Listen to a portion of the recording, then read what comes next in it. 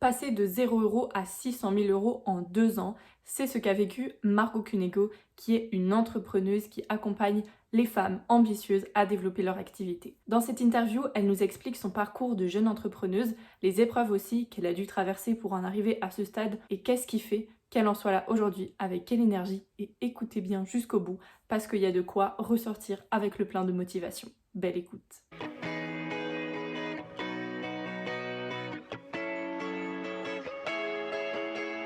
Bienvenue sur le podcast La force est en toi, le podcast à destination de toutes les personnes voulant vivre une vie qui leur ressemble vraiment, en pleine confiance, sécurité et liberté. En solo ou avec des invités de qualité, je te transmets des clés pour apprendre à transformer ta vie personnelle et professionnelle. Ce podcast est ton outil pour prendre le plein pouvoir de ta vie. Je suis Valentine Vranx, entrepreneuse et coach en épanouissement. Je t'accompagne à viser l'épanouissement grâce à la connaissance et l'amour de toi, afin que tu aies toutes les clés en main pour déployer ton plein potentiel et vivre la vie qui t'inspire vraiment. Bien bonjour chers auditeurs et auditrices, je suis aujourd'hui en compagnie de Margot Cunego. Bonjour Margot, je suis ravie de te recevoir. Salut, merci beaucoup, ça me fait très très plaisir d'être là aussi avec toi ce matin, merci beaucoup. Génial, génial. Eh bien écoute, je te propose qu'on commence simplement par ta petite présentation, donc je te laisse te présenter un peu de la manière dont tu le souhaites et puis on ira plus en détail sur ton parcours et sur tout ce que tu as aussi à partager. Très bien. Du coup, moi, c'est Margot, j'ai 24 ans et j'accompagne les femmes à créer une activité en ligne qui soit rentable et qui soit épanouissante pour elles au travers d'un programme de formation qui s'appelle Boost ton Biz. Donc, c'est principalement la seule chose que je fais. À côté de ça, je crée du contenu sur les réseaux sociaux et puis je crée du contenu autour de l'entrepreneuriat, du mindset, du business, comment gagner de l'argent, comment se développer en ligne, comment se développer aussi personnellement. Et donc, voilà, c'est principalement ce que je fais, quoi. Trop bien. Je pense que c'est déjà pas mal, on pourra en Oui, parler c'est en déjà pas termes mal. de Ça prend travail, du de temps. ce que tu mets en place. Ouais. Trop bien. Je te propose qu'on commence par un petit flashback, comme ça on voit de où on vient pour savoir qui tu es aujourd'hui et puis où tu vas après. Donc si tu peux nous en dire un peu plus Ouais. sur un peu ton parcours scolaire, qu'est-ce qui t'a amené jusqu'ici finalement? Ouais, alors du coup, moi, j'étais une très bonne élève au lycée, enfin voilà, à l'école, et du coup, ma mère, elle m'a vachement drivée depuis ma naissance par rapport à l'école. Elle voulait grave que je fasse des grandes études, que je performe dans tout ce que je fais, que j'ai eu les meilleures notes, que je sois la première, etc. Du coup, elle m'a grave poussée là-dedans, et à la fin du lycée, je savais absolument pas ce que je voulais faire, et j'avais vraiment pas d'idée, pas d'inspi. Donc, j'ai laissé ma mère me dire un petit peu, voilà, elle, ce qu'elle imagine, etc. Donc, je me suis retrouvée en fac de droit, sans l'avoir vraiment décidé. Et il s'avère que j'ai vraiment détesté ce milieu, que ce soit les cours, l'environnement, les gens en droit. C'est quand même un milieu qui est particulier. Les gens, ils se prennent clairement pas pour n'importe qui. Enfin, voilà, c'était pas du tout mon délire. Et du coup, j'ai quand même tiré 3 ans à essayer d'aller au bout, etc. J'ai eu envie d'arrêter vraiment des dizaines de fois. J'ai fini par terminer ma licence et en fait là je me suis dit bon, je vais prendre une petite pause avant de reprendre mon master parce que en vrai ça m'avait grave impacté et puis c'était pas une période de ouf de ma vie la fac, et du coup je me suis dit vas-y, je prends une petite année de pause, je vais en Australie, clairement je vais à un endroit hyper loin, genre le plus loin possible pour me retrouver avec moi-même, faire le point, prendre un peu de recul, etc., et me demander ce que je veux faire. Et en fait c'est là-bas que j'ai eu un déclic et on y reviendra, mais que du coup en rentrant d'Australie, je me suis dit bah non, je me lance pas. En fait, je vais lancer mon business à moi, je vais devenir community manager, c'était le projet de base. Et puis depuis, de fil en aiguille, tout s'est enchaîné, quoi. Mais en gros, ça a commencé comme ça. Ok. Ouais, donc vraiment un déclic quand tu étais à l'école de te dire mais en fait c'est pas possible.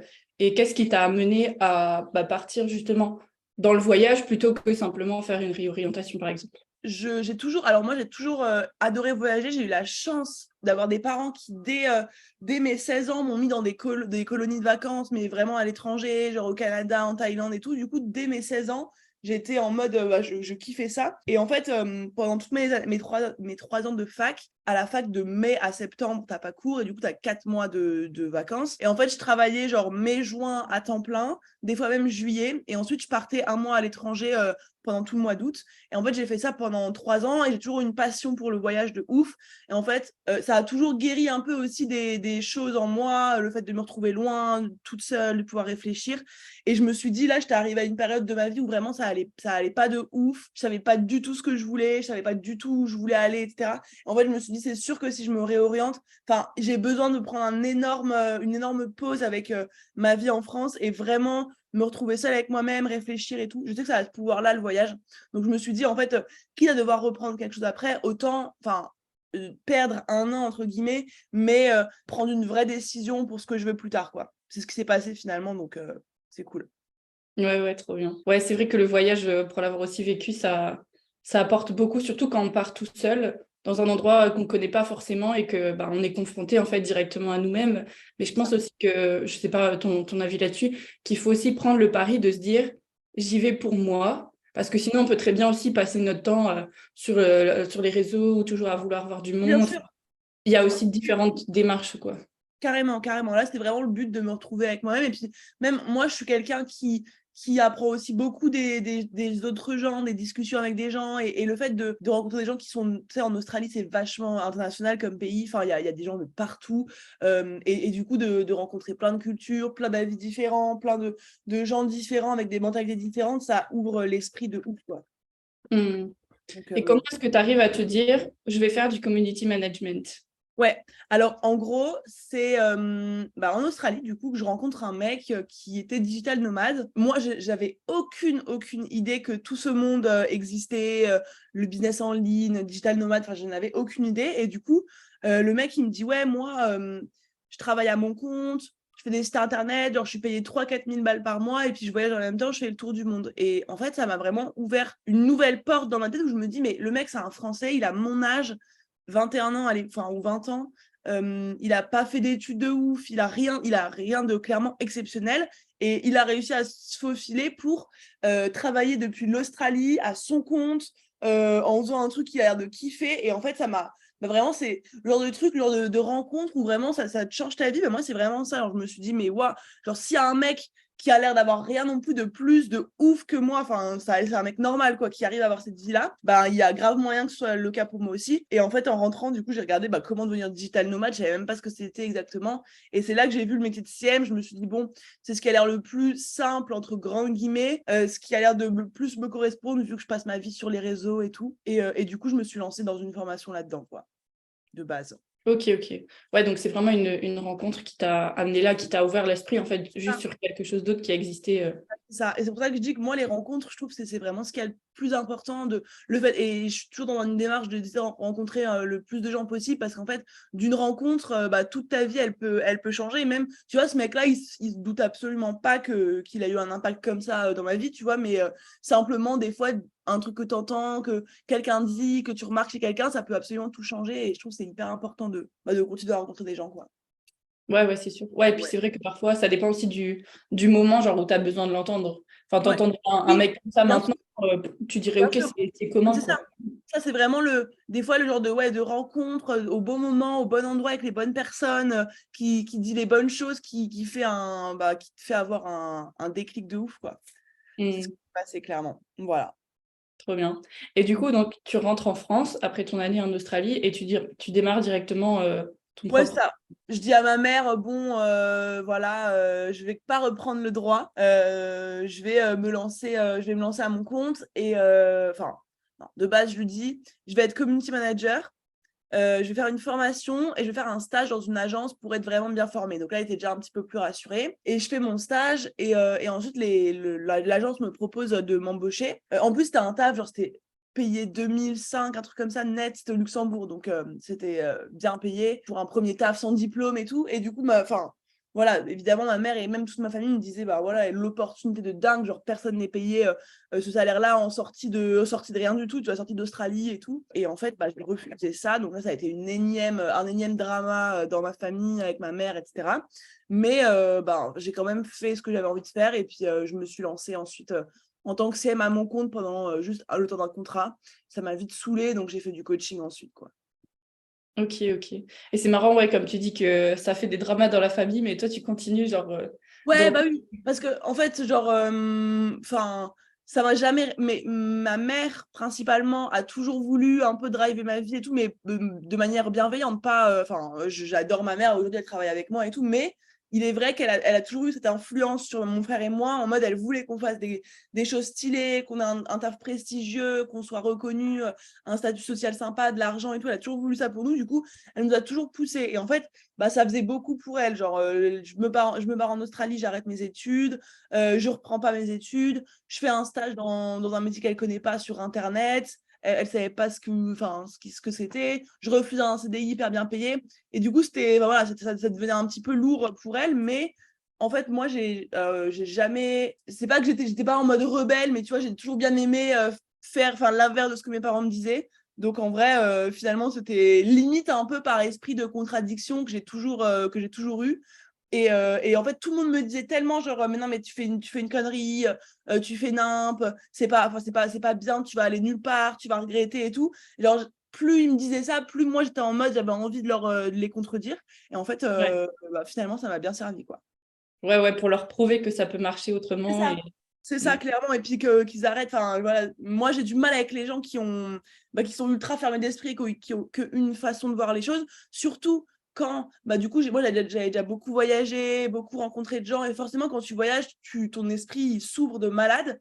Et en fait, j'aime bien titiller un peu les gens qui sont ultra fermés d'esprit en leur montrant que, genre, ce qu'ils pensent, c'est qu'une partie de la vérité. Et du coup, bah voilà, ça m'a bien aidé là de leur prouver que non, ça pouvait être différent, quoi. Ouais. Ouais, c'est vrai que ça peut être un bon driver aussi. Hmm. Hmm. Ouais. Moi, je me nourris énormément du fait que les gens ne croient pas en moi ou essaient de me mettre des bâtons dans les roues. Enfin, en tout cas, je m'en suis nourrie depuis le début. Maintenant, je ne pense pas qu'il y ait beaucoup de gens qui sont en mode vraiment, je ne crois pas en toi, en tes projets et tout. Il y en a qui me critiquent, c'est sûr, mais qui ne croient pas en ce que je peux faire. Il y en a moins qu'avant, en tout cas. Mais c'est vrai que pendant longtemps, je me suis grave nourrie de tout ce que j'entendais, de tu n'y arriveras pas, ça, c'est pas stable ton truc, Internet. C'est pas un truc qui est sérieux, qui est viable. Mettre des photos sur Insta, ça va jamais te permettre de vivre ta vie et tout. Et en fait, tout ça, genre, même si ça m'a fait mal à certains moments, parce que ça a été dit par certaines personnes à qui je tenais, bah, en fait, ça a toujours été un peu ma plus grande force. C'était un peu une espèce de rage de me dire, genre tous ces gens-là qui ont pas cru en moi, bah, genre, je veux juste leur montrer qu'ils avaient tort, tu vois. C'est un peu un ego, c'est un peu. Enfin, voilà, c'est de l'ego, mais qui est, à mon sens, bien placé quand ça t'aide à aller plus loin, quoi. Ouais, c'est ça. C'est en fait un peu une colère que tu transformes finalement en énergie porteuse, comme tu dis, ouais, la rage qui te donne envie d'avancer. Exactement ça. C'est Ouais, exactement ça. Finalement, je les remercie, quoi. c'est ça. Ça fait de l'essence au moteur pour C'est continuer. ça. Exactement, exactement. C'est ce qui s'est passé. Ok. Et du coup, community manager, et comment on en Oui. arrive à Boost on Biz aujourd'hui? Alors, de community manager, donc je fais un seul contrat à genre 75 € par mois, enfin, catastrophe, c'était hyper mal passé. Et je me dis, OK, en fait, j'ai pas envie de faire le travail des autres parce que bah, ça me saoule, j'ai l'impression qu'ils me prennent encore plus pour une salariée alors qu'ils me payent rien du tout et tout. Donc, je me suis dit, OK, j'arrête CM, je vais apprendre aux gens à gérer leurs réseaux sociaux, mais sans avoir à le faire moi-même. Donc, en gros, je fais un peu un sort de coach Insta comme c'était à l'époque grave la mode. Et du coup, je me mets en coach Insta et je commence à avoir bah, voilà, un client, deux clients, trouver pas mal de clients, genre une dizaine de clients assez rapidement. Sauf que, et du coup, plutôt, moi, mon business, il commence à bien décoller parce qu'en fait, je trouve genre 10 clients, 12 clients. Il y a un moment où j'ai 12 clients one-one en même temps, donc ça commence à bien prendre. Et les gens viennent de plus en plus me voir dans mes coachings et me posent des questions, genre sur, bah voilà, comment est-ce que je crée une offre? Est-ce que tu peux regarder mon offre? Est-ce que tu peux regarder mon prix? J'ai peur de vendre, j'arrive pas à vendre. Et je me rends compte que les problématiques, c'est beaucoup plus global que genre simplement Instagram et que moi, j'ai une facilité à comprendre le business et comment gagner de l'argent et comment utiliser un peu ses talents et ses forces pour générer de l'argent, etc. Et du coup, je me dis, bon, bah, en fait, je vais élargir mon accompagnement et ça va plus être sur Instagram, ça va être sur le business en général. Et du coup, bah, c'est ce qui se passe, c'est que je dis aux gens, bah, voilà, je me cantonne plus à Instagram. Si vous avez besoin de moi pour vraiment développer votre business, des fondations jusque bah, business qui marche, qui cartonne, quoi, vous pouvez venir avec moi. Et c'est là que vraiment ça a pris une ampleur de ouf. Il y a eu beaucoup de clients en one-one. J'ai commencé à être hyper full en one-one. Du coup, j'ai fait des groupes. coaching de groupe. Donc, j'ai lancé un groupe, j'ai lancé un autre groupe. À côté de ça, je reprenais des one-one. Mais en fait, même avec le système coaching de groupe, ça avait un plafond de verre que je ne pouvais pas dépasser. Tu vois, il y avait voilà, maximum 10 personnes. Tu peux pas prendre 100 personnes dans un groupe, tu vois. Et du coup, en fait, je me suis dit, OK, là, il faut que je réfléchisse à un système où vraiment, qu'il y ait 20 personnes ou qu'il y en ait 2000, je ne travaille pas plus et le système peut accueillir un nombre infini de personnes. Et c'est là que l'idée de Boost on Mise, elle est née. Et je me suis dit, en fait, toute l'expertise que j'ai acquis et que je transmets en one-one, en groupe, etc., je vais le mettre sous forme d'un programme de formation et je vais créer un suivi autour et une expérience autour. Et c'est du coup à ce moment-là que l'idée de Boost on Mise est née. Donc, c'était en septembre, il y a quasiment 2 ans, tu vois. Et je l'ai lancé officiellement en janvier 2022, du coup, il y a 1 an et demi. Qu'est-ce qui t'a aidé justement à avoir aussi tout ce suivi business, etc. Est-ce que c'est une impulsion que tu as eue toute seule ou tu as eu des aides aussi autour de toi? À quel niveau? Au niveau de l'équipe, de ce qu'il y a dans Boost on Biz? Ou au niveau de... Ouais, Ouais, dis-moi. les deux. On Ouais. peut commencer par ce qu'il y a dans Boost on Biz si tu veux, et après, qu'est-ce qui t'a aidé à cheminer du coup vers ça?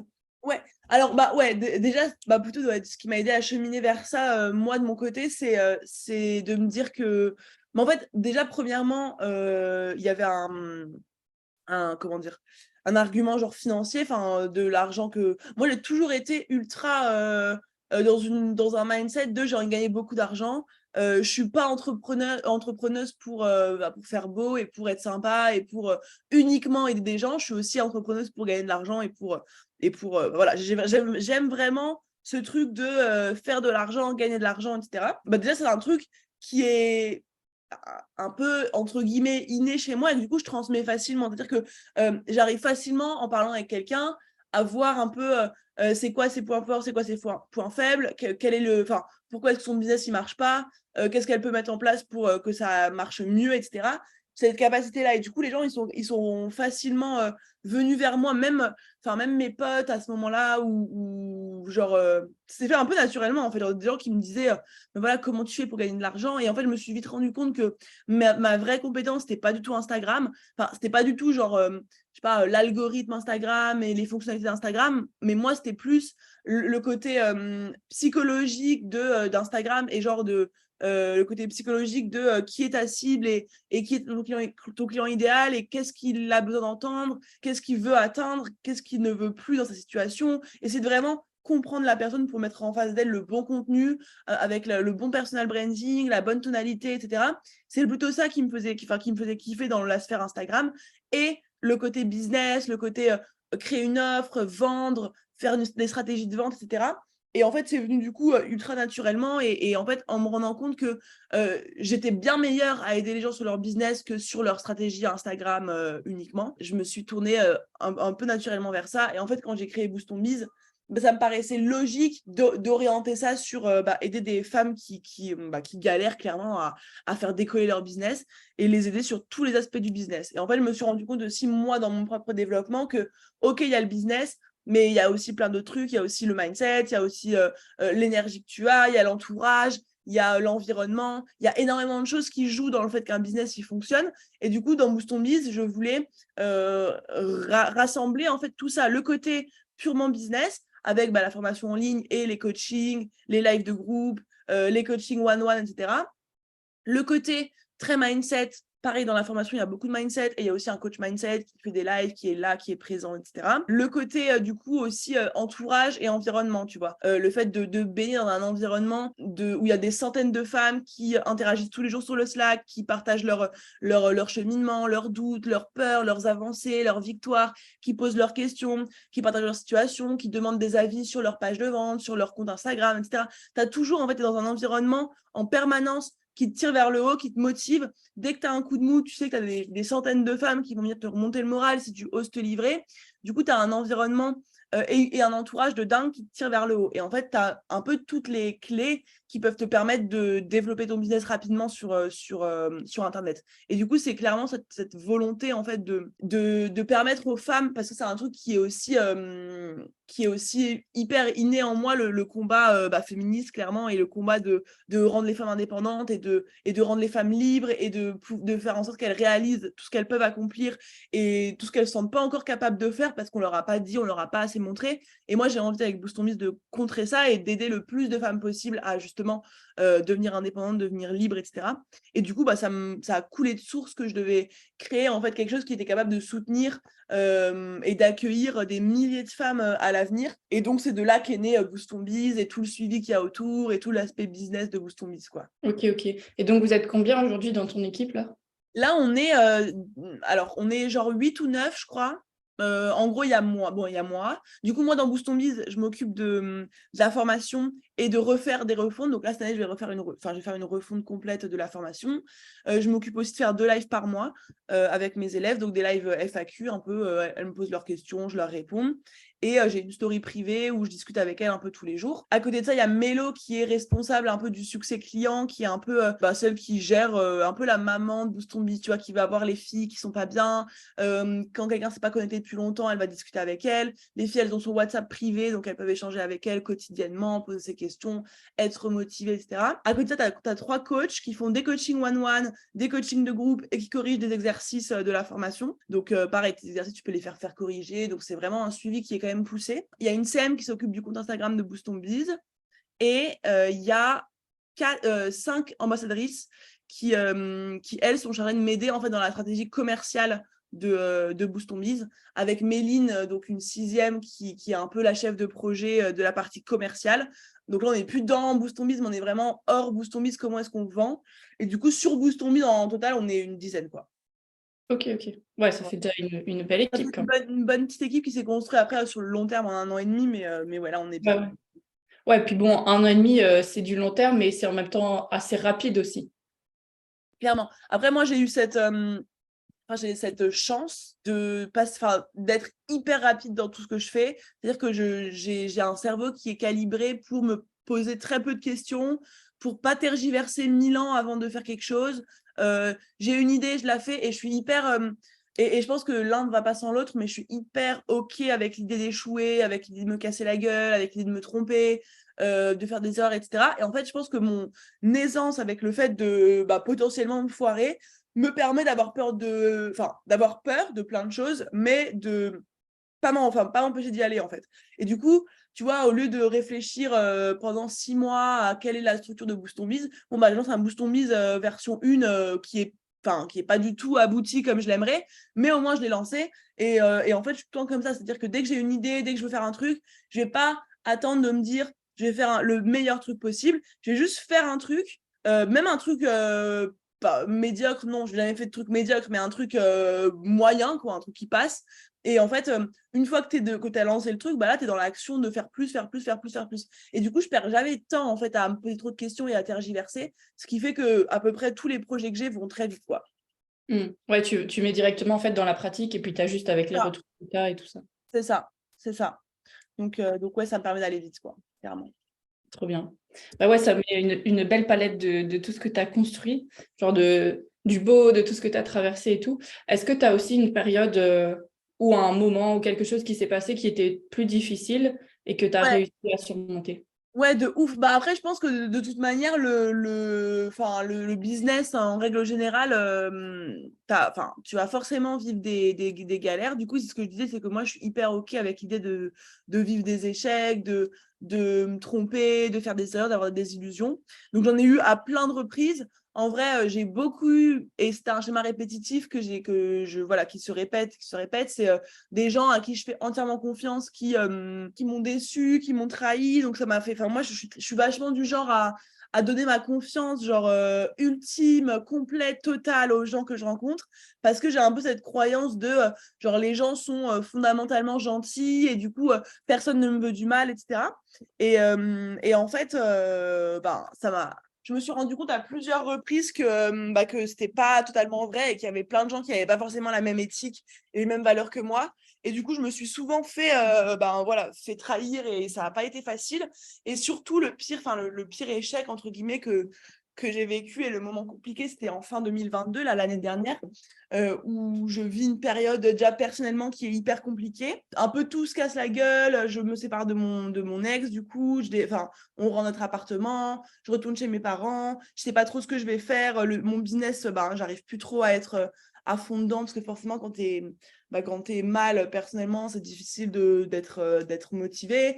Du coup, il y avait un peu rien qui allait. Et en fait, j'ai aussi ce côté un peu négatif d'être vachement souvent dans le déni, tu vois, de pas, dès qu'il y a un truc qui va pas, ou dès que je sens que la situation elle devient compliquée à gérer, vu que je suis hypersensible, etc., et ben, au lieu d'affronter les choses une par une, et tu vois, vraiment de prendre le temps toute seule avec moi-même, de réfléchir à, voilà, ma vie, le tournant que ça prend, tout ce qui est en train de se passer, ben, j'ai préféré me dire, et ça m'est arrivé plein de fois dans ma vie, j'ai préféré me dire, bah vas-y, let's go, je m'amuse, je vois mes potes, je sors, je fais la fête, je renoue avec des gens qui sont, enfin voilà, je sais qu'ils sont hyper fêtards, qui sortent beaucoup et tout, donc je tombe un peu dans un engrenage de je sors, je me dis, ok, bon, j'arrive pas à m'y remettre ici, je vais partir à Bali, donc je pars à Bali, sauf que là, c'était encore un départ en voyage qui était clairement pour ne pas être en France et pas pour voyager, tu vois, c'est peut-être quand tu voyages, tu as ce truc de est-ce que tu le fais parce que tu as trop envie de visiter un pays ou de voyager,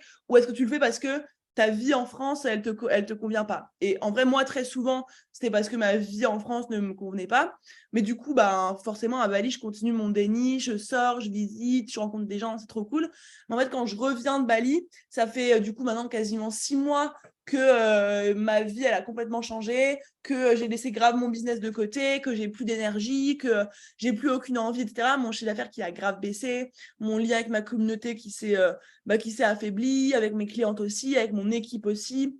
Et en fait, je me retrouve un peu avec un chantier, genre je rentre de Bali, je suis chez mes parents à Metz, enfin moi qui aime bien l'animation, les grandes villes et tout, je me retrouve à Metz en plein hiver, il fait genre 0 degré, il pleut, c'est une catastrophe. Mon hygiène de vie, ça fait 6 mois que je suis en soirée un soir sur deux, du coup que forcément je bois beaucoup d'alcool, je mange pas bien, je fais pas de sport, donc ma santé physique c'est pas la forme, ma santé mentale on n'en parle pas, ma rupture, tout ça je l'avais toujours pas digéré, enfin bref, une catastrophe, je vais éviter de, bref, c'était pas ouf quoi. Et en fait je me suis dit à ce moment-là, ouais, si ça se trouve je vais jamais réussir à lancer mon business, j'étais tellement déconnectée de justement de Boost Ton Biz, de ce que j'avais à faire, ça faisait tellement longtemps que j'avais pas mis le nez dedans. En fait, ça a été une période, je suis rentrée de Bali vraiment pendant 2 semaines, j'étais dans mon lit, je n'arrivais même pas, enfin j'arrivais à peine à sortir marcher un petit peu, faire un petit tour, mais j'étais en PLS, je faisais des crises d'angoisse la nuit, j'allais dormir avec ma mère, le matin je me réveillais, je pleurais direct, j'étais trop mal. Et en fait, ça a duré 2 semaines comme ça, complètes, où je me suis dit, mais en fait, j'arriverai jamais à me relancer, à repartir et tout. Et en fait, ensuite, je sais pas où j'ai puisé la force de petit à petit me remettre à ouvrir mon ordinateur, à faire un petit peu de sport, à reprendre un peu tout petit à petit. Et en fait, j'ai réussi à me ressortir de ça, quoi. Mais c'était vraiment la dernière étape, la dernière période un peu complexe, quoi. Voilà. Merci déjà pour ta transparence. Avec plaisir. Parce que parfois, c'est des trucs que les gens cachent, tu vois, ou qu'on montre que le beau, que le machin. Et je me reconnais dans ce que tu dis parce que j'ai aussi eu une rupture en septembre. Je suis partie à Bali en janvier. Arrête! Ok. Et quand t'es revenue, ça allait? Non. Bah Parce non, hein. que, surtout que, si tu veux, j'étais partie en aller simple. Ouais, pareil, ouais. Et je me suis dit, on verra bien quand je rentre. Sauf qu'en fait, j'ai pas du tout aimé. Ah Et je me merde! suis rendu compte que j'étais partie plus pour fuir quelque chose que pour me dire, ah, je vais vivre la belle vie et tout, digital nomade, machin. Donc, je suis rentrée au bout de 10 jours seulement, parce que vraiment, j'en pouvais plus. Moi, j'étais en PLS là-bas, je faisais aussi une crise d'angoisse Ouais, ok, là-bas. super. Et du coup, quand je suis revenue, c'était plus genre la vision de mon année que j'avais projetée ailleurs, de dire, bon, Ouais. voilà, qu'est-ce que je vais faire, tu vois. Mais où, Et, quoi, ouais. mais d'un côté, ouais, c'est aussi une période enrichissante, enfin, où je sens que j'en sors, genre là maintenant, depuis juin. Mais ouais, on apprend aussi beaucoup sur nous-mêmes. Et comme tu dis, ça doit aussi venir de l'élan de nous, quoi, de se rendre compte à un moment donné que ça ne va pas, sortir du déni et prendre les bonnes décisions et se remettre dans l'action, en fait. Ça, se remettre dans l'action. En fait, moi, je me dis, genre vraiment, l'action, c'est le remède à quasiment tous les problèmes mindset que tu peux avoir. Genre, en fait, je me rends vraiment compte que par l'action, tu résous quasiment tout, tu vois. Même si tu sais pas où tu vas, même si tu passes à l'action, mais un peu sans trop savoir ce que tu fais et tout. Mais en fait, c'est le fait de se mettre en mouvement. pour moi, c'est ce qui résout le manque de confiance, le manque d'estime, le syndrome de l'imposteur, le fait de ne pas savoir où tu vas, la peur du regard des autres, la peur de l'échec, la peur de la réussite, peu importe la peur que tu as, peu importe le blocage que tu as. En fait, l'action, ça te permet de tout régler. Parce qu'en fait, tu fais un truc et puis tu te dis, bon, bah, en fait, finalement, je vais faire ça, puis ça, puis ça. Tu sais pas trop où tu vas, mais en fait, sans t'en rendre compte, tu es à nouveau dans un tourbillon qui t'amène quelque part et souvent, c'est bien fait et ça t'amène là où tu veux aller. Et ben, moi, en fait, je me suis ressortie de tout ça uniquement par l'action, par le fait de me dire, littéralement, j'ouvre mon ordinateur, je ne sais pas ce que je vais y faire, je n'ai aucune idée, je n'ai aucun plan, je ne sais pas comment faire de l'argent, je ne sais pas comment relancer la machine, je n'ai aucune idée. Tout ce que je sais, c'est que tous les jours, pendant d'abord 1 heure, puis 2 heures, puis j'ai augmenté au fur et à mesure, j'ouvre mon ordinateur, je fais des trucs, des trucs, même si c'est rien de productif, même si je passe 2 heures à, je sais pas, à écrire des trucs dans mes notes ou peu importe, je fais des trucs. Et en fait, cette petite action me dit, je refais le lendemain, tu as la fierté de l'avoir fait. Et en fait, au fur et à mesure, ben, je sais pas, tu passes plus 2 heures, mais 6 heures, et puis ça revient comme ça. Et souvent, après une période ultra compliquée, bah t'as une période de ouf qui arrive et moi c'est clairement ce qui se passe et je sais que tout ce que je suis en train de vivre en ce moment, sans mon énorme remise en question en rentrant de Bali et le gros changement radical que j'ai fait dans ma façon de voir les choses et tout, bah j'en serais pas là, c'est une évidence quoi. Finalement, même les plus gros échecs et les plus grosses périodes compliquées, bah, elles sont là pour nous apprendre quelque chose. Et puis finalement, une fois que tu en sors, tu te dis, bah, c'était un peu un cadeau de la vie, un peu empoisonné sur le coup, mais qui finalement te sert vachement, quoi. Ouais, c'est clair. Parfois, on se rend pas compte tout de suite que ça va nous servir, mais dans tous les cas, ouais, ça nous fait grandir. Et j'aime bien aussi l'image de dire, c'est une fois que tu marches que tu trouves le chemin, en fait. Mais commence à marcher, vas-y. C'est vraiment exactement ma vision du passage à l'action. C'est genre, tu sais pas où tu vas, personne sait où il va en vrai à plein de moments. La plupart des gens ne savent pas où ils vont, mais genre, si tu commences à marcher, bah, le chemin il va se dessiner clairement pendant que tu es en train de marcher, quoi. Je suis entièrement d'accord. Ouais. Et du coup, en ce moment, enfin, j'ai vu que tu faisais plein de trucs. Enfin, tu lances aussi souvent des challenges avec Boost on Biz, etc. Tu as commencé aussi des interviews, si j'ai bien vu. Tu as même reçu Oussama Hamar, du coup. Ouais, alors, c'est les interviews que je fais chez eux. Enfin, c'est eux qui m'interviewent dans ce sens. Je suis pas encore hyper à l'aise d'avoir la posture intervieweuse, mais ça ne saurait tarder. Ouais. Mais c'est trop bien, en tout cas, que allez, tu commences aussi à avoir plus de visibilité Ouais, autour de ces gens-là. C'est aussi encore un autre monde en dehors ouais, de... clairement.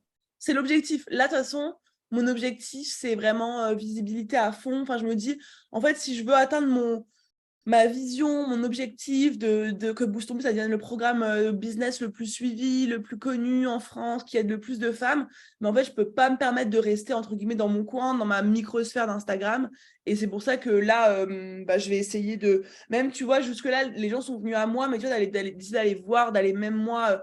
démarcher des gros podcasts, des grosses chaînes YouTube, des chaînes d'interview pour essayer de me faire une petite place par là, quoi. Voilà, c'est Ouais, l'objectif de l'été. trop bien. Mais ouais, encore une fois, il faut aussi y aller au culot. Et en Ça. soi, c'est aussi tout ce que tu as pu mettre en place, tout ce que tu as fait qui t'a amené aussi aujourd'hui au fait qu'il y a des gens qui puissent te contacter et tout ça, quoi. Non, sans culot, genre tu feras rien d'exceptionnel, tu vois. Ce que je me dis tout le temps, c'est que bah en fait, c'est à chaque fois que j'ai fait des trucs qui me faisaient hyper peur et qui me semblaient clairement culottés que j'ai eu les plus grosses évolutions. En fait, pour moi, plus l'audace que le culot, tu vois, c'est vraiment indispensable pour réussir dans l'entrepreneuriat, quoi. Ouais. Par rapport à ta vision, etc., comment est-ce que tu vois la suite pour toi, au-delà de voilà, devenir la référence, etc., si tu peux nous en dire un peu plus. Sur ma vie perso ou genre pro, peu importe. Ouais, bah, perso, pro, un peu comment tu vois les choses avancer. Ouais, bah du coup, ouais, donc comme je te disais, bah, l'objectif, je pense que je vais rester ciblée, enfin, je vais rester sur Boost on Biz et sur le projet, sur le projet d'avoir un gros programme qui aide des milliers de femmes à l'avenir à changer de vie et à devenir indépendantes, à devenir libres, etc. Je pense que ça va être mon projet pour les 5-10 prochaines années. Et du coup, moi, je suis quelqu'un de très focus, c'est-à-dire que j'ai vraiment du mal à avoir plusieurs projets en même temps.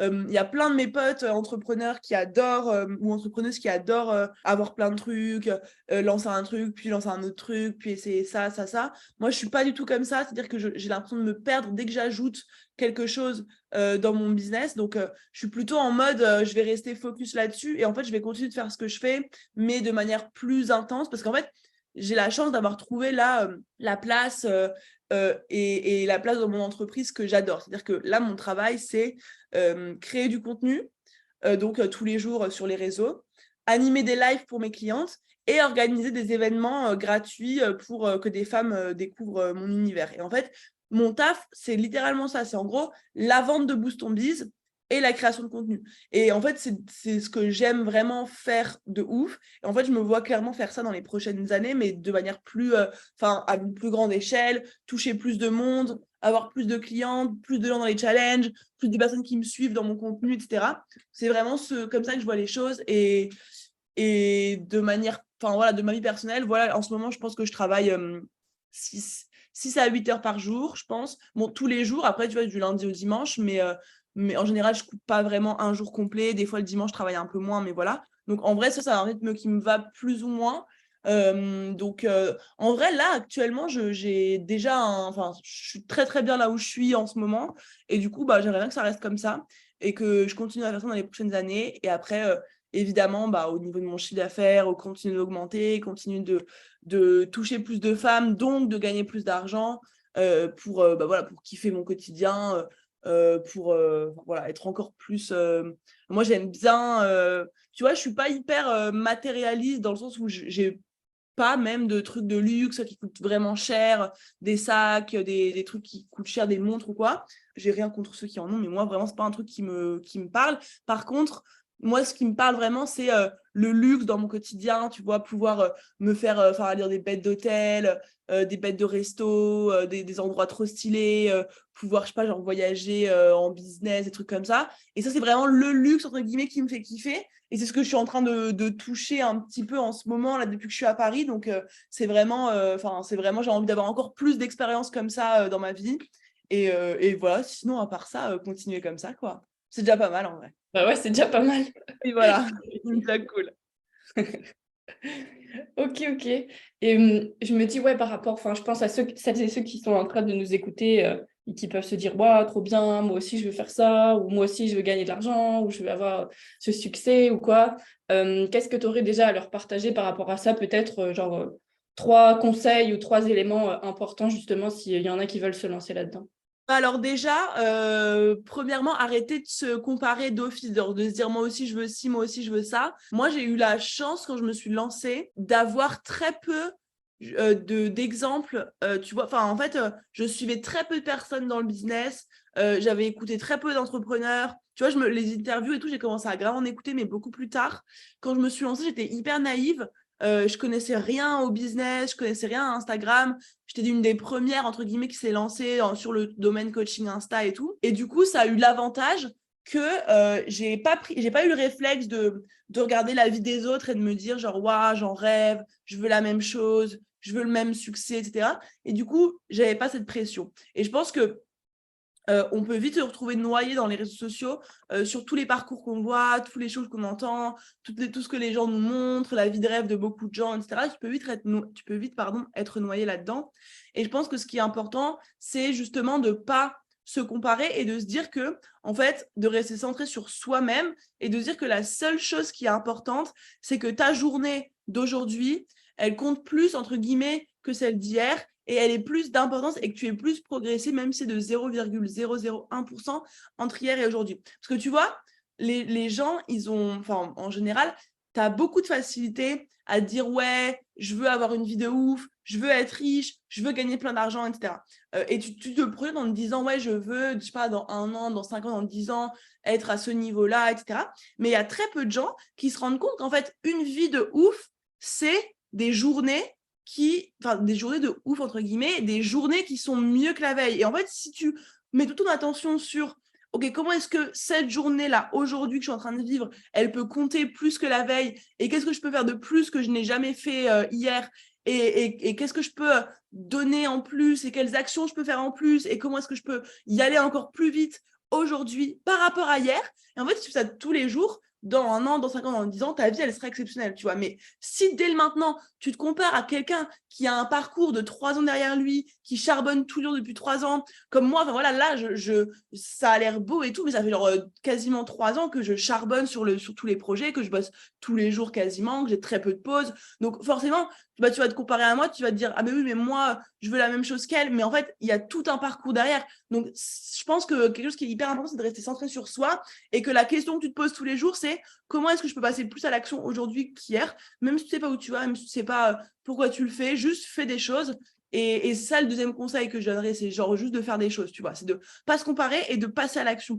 Et même si tu n'as pas d'idée précise de là où tu veux aller, tu sais pas trop quel business tu veux lancer, tu sais pas trop quelle image tu vas avoir et tout, genre simplement le fait de chaque jour faire des choses, même si, genre, je sais pas, écouter des interviews, lire des livres, regarder, faire un peu de veille concurrentielle, voir ce qui se fait sur les réseaux, créer un premier post Instagram, faire une première story, enfin, peu importe ce que c'est comme premières actions, juste de pas rester statique. Pour moi, genre, le malheur du monde se trouve dans le fait de rester statique et de se laisser porter par la vie, d'être passif, en fait. Pour moi, c'est vraiment le truc qui peut le plus te ruiner le moral.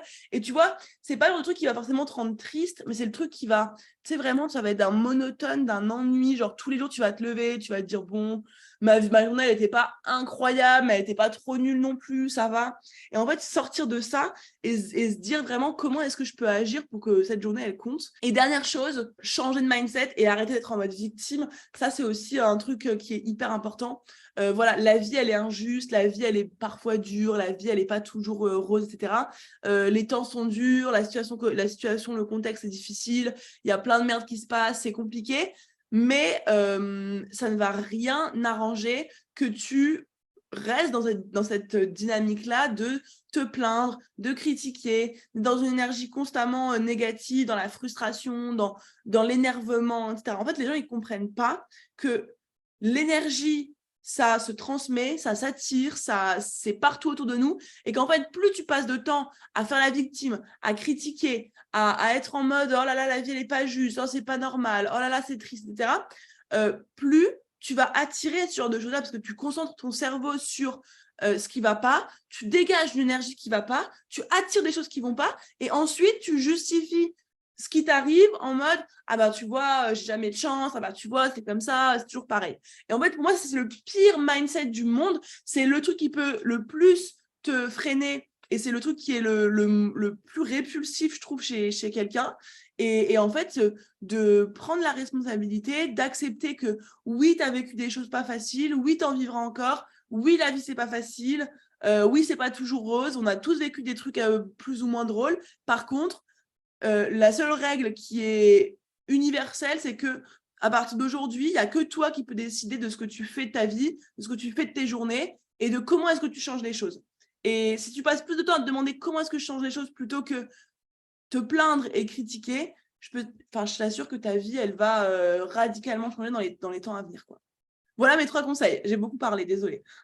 Non, mais c'est génial. J'allais dire, repassez-vous ce moment en boucle tous les matins. Petit coup de pied au cul. Nickel. Non, mais ouais, c'est vrai, ce truc-là de prendre la responsabilité de sa propre vie, de nos actions, des perceptions auxquelles on s'accroche, c'est toujours un truc hyper puissant, en fait. Pour moi, c'est vraiment genre l'habitude la plus importante à développer, c'est qu'à chaque fois, il y a un truc qui bloque, qui va pas comme tu veux, mais en fait, c'est quoi ta responsabilité là-dedans, quoi? Qu'est-ce que tu peux faire de différent? Qu'est-ce que tu peux améliorer? Et comme tu dis aussi, fais en sorte que ta journée soit incroyable, mais ça veut pas dire forcément partir tous les jours, je sais pas où. Ça veut dire, comme tu l'as dit, ouais, faire un peu mieux qu'hier et juste te dire, ben, ok, qu'est-ce que Te je peux faire coucher fier de toi. qui En fait, compte pour moi? Ouais, c'est ça.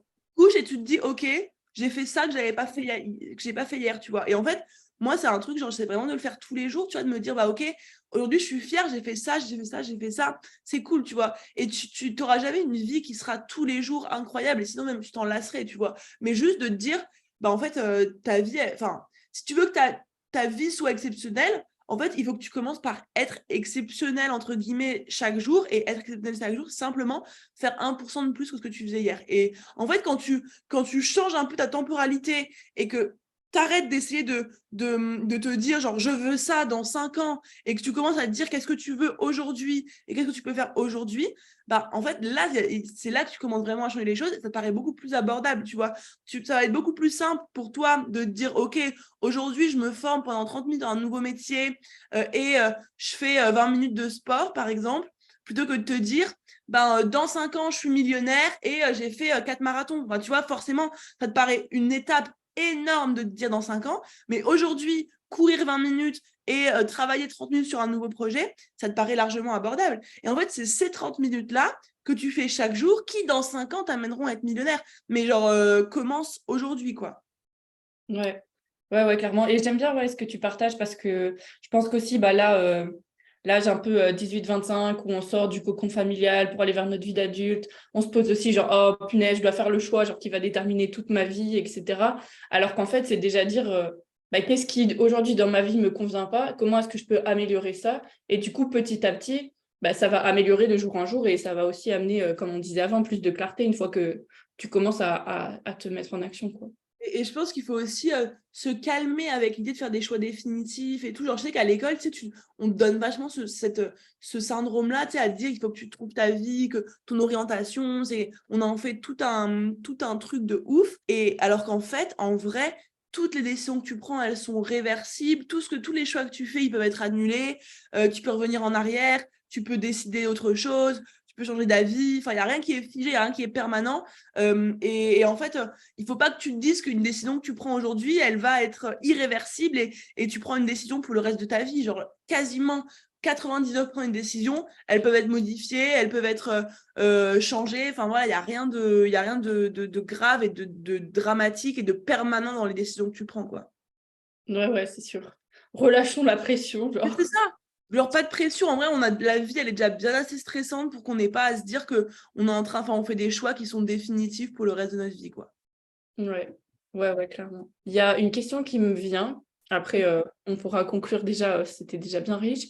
Mais tu vois, par rapport à ce goût de l'effort, je sais pas si c'est aussi quelque chose que tu remarques, genre avec notre génération, qui est en mode si ça va pas, on change, on abandonne vite, puis on se dit au final, ah, mais ça marchera jamais. Et il y a vraiment ce truc de goût de l'effort où je trouve que par exemple, nos parents, tu vois, qu'ils ont beaucoup plus à s'accrocher, à dire, ok, c'est difficile, on y voit ça aussi, des côtés sombres, en mode, finalement, on se remet jamais en question. Mais je trouve que par rapport à notre génération, il y a beaucoup trop ce truc de ça doit être facile, sinon on sait que c'est pas la bonne chose ou je vais pas être heureux. Ça m'intéresse d'avoir un peu ton avis par rapport à ça. Alors moi, je pense que genre, je suis ultra, enfin, je trouve que dans les nouvelles générations, il y a plein de choses trop bien et tout, mais cet aspect, enfin, moi, tout le côté, pardon, ouverture d'esprit et tout, le fait de, tu sais, un peu vouloir tout déconstruire, tout remettre en question, moi, c'est quelque chose qui me parle. Enfin, tu vois, je suis pas du tout conservatrice dans les traditions à fond et tout. Genre, je me dis, je trouve ça cool qu'il y ait des générations, voilà, qui osent tout remettre en question et tout. Donc ça, je suis ultra pour ce côté où tout a l'air de leur être dû, j'ai un peu plus de mal, tu vois. J'ai un peu plus de mal. Et moi, je sais, typiquement, mon petit frère, il est full, c'est un cliché de la nouvelle génération. Genre vraiment ultra engagé, il a envie de tout remettre en question, machin. Enfin, c'est un cliché de la nouvelle génération. Je l'adore, mais c'est vrai que tu vois, tu as un goût du travail, un goût de l'effort, comme tu disais, qui se perd. Et tu vois, l'envie que tout leur tombe tout cru dans la bouche un peu, tu vois. Et ça, c'est un truc, j'ai grave du mal. Et je pense que, en fait, tu lances pas, si on en revient sur le business, tu lances pas un business avec cette mentalité-là, tu vois. C'est-à-dire que, en fait, dans aucun rêve, dans aucune réalité parallèle, tu as un jour une idée de business, tu la lances, c'est facile, ça marche direct, ça explose, ça cartonne. Enfin, ça n'existe pas. Aucune personne qui a lancé un business, qui a cartonné, ne va te dire tout a été simple, tout a été facile, j'ai pas eu à faire d'efforts, tout m'est tombé tout coup dans la bouche. C'est complètement impossible à lier avec un business, en fait. Et du coup, cette mentalité-là, si tu veux en fait, il y a une idée un peu même hyper contestatrice dans leur façon de voir les choses et tout. Et en fait, c'est un peu cette mentalité de genre, en fait, t'es pas quelqu'un enfin, comment dire, c'est ce que j'ai envie de dire et ce que je dis à mon frère des fois, tu vois.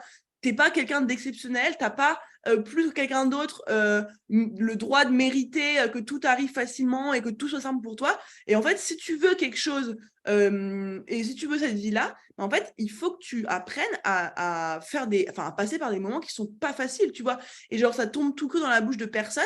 Et pour avoir un business qui cartonne ou une vie de ouf, ou pour avoir une vie qui est différente et qui est mieux que 99% des gens dans le monde, en fait, ça te demande de faire des choses que 99% des gens ne sont pas capables de faire, tu vois. Et c'est bateau, mais c'est hyper vrai. C'est que si tu veux pas d'un métro boulot dodo, si tu veux pas avoir d'ordre à recevoir, si tu veux avoir tes journées qui sont libres, si tu veux faire un taf que tu as kiffé, si tu veux gagner beaucoup d'argent, si tu veux être vu, reconnu, etc., en fait, il y a personne qui a cette vie-là, il y a 1% des gens qui ont cette vie-là, et en fait, ça veut dire qu'il y a 1% des gens qui sont capables de fournir les efforts pour arriver à là. Et je me pose la question aussi de est-ce que cette génération elle arrivera après voilà, moi je pense qu'il y aura toujours de tout, tu vois, il y en aura toujours qui arriveront, d'autres qui seront en mode voilà, qui n'y arriveront pas, mais je pense qu'en tout cas tu lances pas un business qui cartonne si tu as zéro goût de l'effort et si tu as l'impression que tout est dû, quoi. Ça marche pas à mon sens. Je pense que tu es d'accord, je sais pas ce que tu en penses. Si, ouais, je suis d'accord avec toi. Et c'est vrai que ça peut être un piège aussi maintenant avec tout ce qu'on montre sur les réseaux sociaux, tu vois. C'est pour ça que je trouve aussi important de faire ces interviews-là pour montrer que, en fait, derrière chaque succès qu'on montre, en tout cas, les gens, ils ont charbonné derrière, ils se sont passés des trucs. Et on se dit, tu vois, ah oui, j'ai qu'à faire ça, je prends une petite formation, je passe 5 heures dessus, je lance mon business et puis c'est bon, je suis riche, je peux faire ce que je veux. Mais en fait, c'est pas la vie, quoi. Pas du tout, clairement. Et genre, encore une fois, derrière chaque business, il y a full charbon, il y a du travail à fond, il y a des échecs, il y a des erreurs, il y a des désillusions, il y a des doutes, il y a des peurs, il y a aussi plein de beaux moments, des réussites, des succès, de la fierté, de l'accomplissement, il y a plein de choses. Mais ce qui est sûr, c'est que voilà, ça tombe pas du ciel, en tout cas, c'est une évidence. Si tu veux quelque chose, en fait, il faut travailler pour. Et c'est tout con, ça paraît con, bateau, mais en fait, le travail, c'est ce qui te permet d'arriver là où tu veux. Et je pense qu'il n'y a rien qui résiste au travail, tu vois. C'est-à-dire que il y a rien qui résiste à quelqu'un qui s'est dit, genre, je me mets à bosser dur et je n'arrête pas avant que ça fonctionne. Je n'arrête pas, il n'y a aucune chance que j'arrête avant que ça fonctionne. En fait, pour moi, ces deux aspects-là, donc le travail acharné, clairement, et le fait de, peu importe ce qui se passe, tu lâcheras pas l'affaire, c'est deux ingrédients qui forcément se finissent par quelque chose de positif, tu vois. Ouais, clairement. Voilà. Et c'est bien ça de bon matin, parce que nous, on ouais. enregistre l'épisode, là, il est 8h55. Oui, déjà au taquet, là, c'est bon, ça m'a grave motivé pour ma journée. On a de quoi passer une journée bien meilleure qu'hier. Exactement. Trop bien. Écoute, cool. Merci beaucoup. Merci à toi. Vraiment hyper riche. Je suis ravie que les auditeurs et auditrices vont pouvoir écouter ça.